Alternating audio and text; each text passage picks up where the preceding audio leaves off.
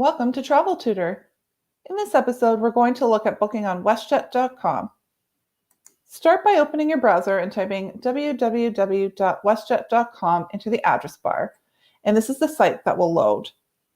On the left side of the page, there's this white box. This is where we're going to enter our search criteria, so be sure to have the Flights tab selected. We're going to start with the From field. So here, if we open this up, we have two options. We can either start by typing the name of our departure city or airport in the box, or you can scroll down and select it from the options below. So I'm going to start by typing Toronto as our departure city. Perfect. And we got the result of Toronto YYZ. And then we'll move to the to option. And here we're going to type Cancun. We'll wait for that result to come up. There we go. Next, we'll enter the number of travelers. WestJet allows you to book up to 6 adults at a time. So we're going to leave it at 2 adults for this one. And next will be our dates. One handy thing with WestJet you'll see here is it shows you what the lowest fare for each day is on the calendar. So it's really great, especially if you're flexible. You can just scroll through and see what the cheaper days are to travel for your destination. Okay, so it looks like April 7th, we've got a low fare. So let's select that as our departure. And then for our return, let's pick April 12th as our return because the fare wasn't too bad there. And just double check that what we've entered is correct. And then hit Get Flights. So one thing to notice with WestJet is it allows us to book round trip flights and one-way flights. But if you need to book a multi-leg trip or an open jaw, you'll have to make separate bookings for those. So now we have our first page of results, which is for the outbound flight Toronto-Cancun. Again, it shows us across the top here the lowest fares for 3 days before and 3 days after. These will be the same as they were on the calendar we just saw. And if we scroll down, here are the actual options. We can order them a few different ways: by the number of stops, by departure time, by total trip duration, lowest price, or starting with options that are operated by WestJet. Let's select lowest price and see what our options are. So here are the departure and arrival times, and then it gives us some more information in the middle here. So for instance, it tells us if it's a connecting flight or a nonstop flight, as well as the flight duration. So for instance, if we're looking at this one, which you notice leaves at night and arrives in the morning, the flight duration is 14 hours, whereas this one is a nonstop flight, arrives the same day, and has a flight duration of 4 hours. So for $118, I'm more likely to go with the nonstop versus having to worry about overnighting. If I want to know more information about that connecting flight, where is it connecting, what are the times, I just open up the little downward arrow and then select here flight options or flight details. So it tells us it's going via Montreal. I arrive in at 10 o'clock at night and then don't leave till 7:45 in the morning. So again, for the $118 difference, I'm going to go with this direct nonstop option. So let's open up the drop down, and here are the fare options. So on this route, it looks like WestJet is offering 5 different fare options, 3 of which are available. So the ones that are available are the Econo and the Flex, which are in a regular economy class, or WestJet Plus is the other one that's available. So that's a premium economy type product. You can notice that there's quite a price difference here. So in this example, we're just going to stick with the Econo fare. And it gives you a little note underneath just to tell you what that fare is about. So with the Econo, it's a low fare with added options available for a fee. What that means is if you want to assign your seat or check a bag or make a change, you'll have to pay additional fees for those. The Flex includes a checked bag and advanced seat selection. The premium economy fares both include more, but again, are more expensive. It also gives us this little warning that there's limited availability at this price. So if you want to book and you see one of those warnings, it's an indicator that you should go ahead and book soon. So we selected that fare. Let's move on to the return. So the return, we have fewer options. They're both nonstop. There's an afternoon or a kind of late afternoon, early evening. This one is about $100 lower. So let's look at this one. And so I'm going to choose the Econo fare again, but just want to point out, it looks like there's not a significant price difference between the Flex and the Plus. The Plus, you get more leg room. There's no one in the middle seat, so they block off the middle seat so that you're guaranteed to not have someone next to you, and you get free food and beverage. So if that sounds great, select that one. If not, we're just gonna stick with the regular econo for this one. So now we've got a summary here of the 2 flights we've just selected. It also gives us the opportunity to go back and modify these choices if we're not happy with them, or maybe we selected the wrong flight, or we've changed our mind. Otherwise, if you're ready to go ahead with these ones, just hit continue.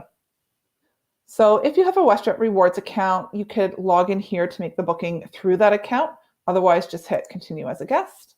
And now we're going to enter the travel information for both travelers. We want to be sure that we're entering the name exactly as it is on their passport, because this is an international trip. So a passport is required. I'm going to use the name John Smith. Now, notice at the top, it populates it there again as it would appear normally or on a ticket. So just make sure that it looks good. And again, because this is an international trip, we must enter the dates of birth of the people traveling. So let's go ahead and do that. Great. And also gender. So we're going to leave that as male. If the traveler has a frequent flyer number with either WestJet or one of their partners listed here, you can select that and it will give you another pop-up where you can enter that number. Otherwise, just leave it blank. And if the traveler requires any special assistance, you can also enter that here under the special request field. So next, let's go ahead and enter the information for the second traveler. If there is a middle name on the passport, be sure to include it. Perfect, that looks good. And we'll enter the second passenger's date of birth.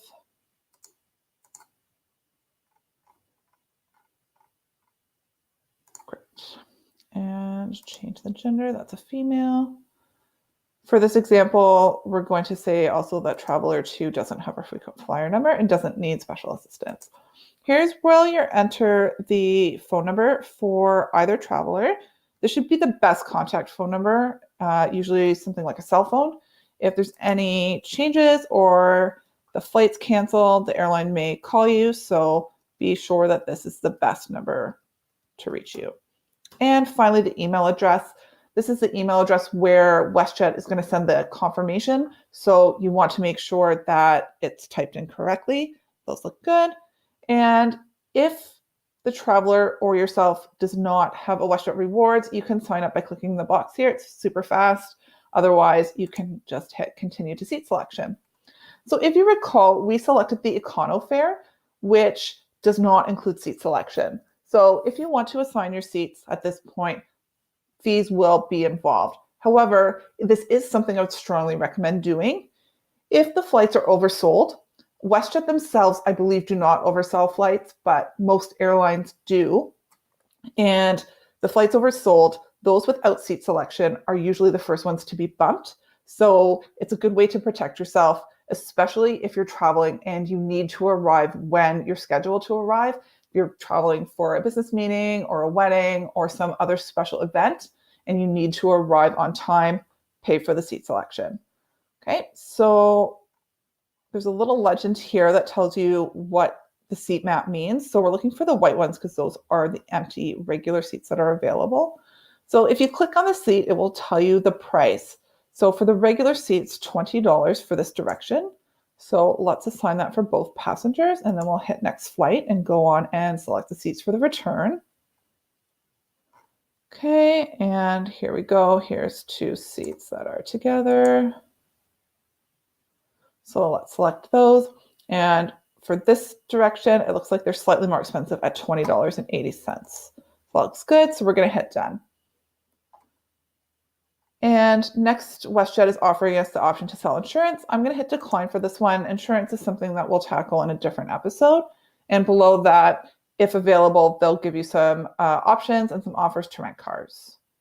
So we're just going to hit continue because we're not interested in renting a car for this trip.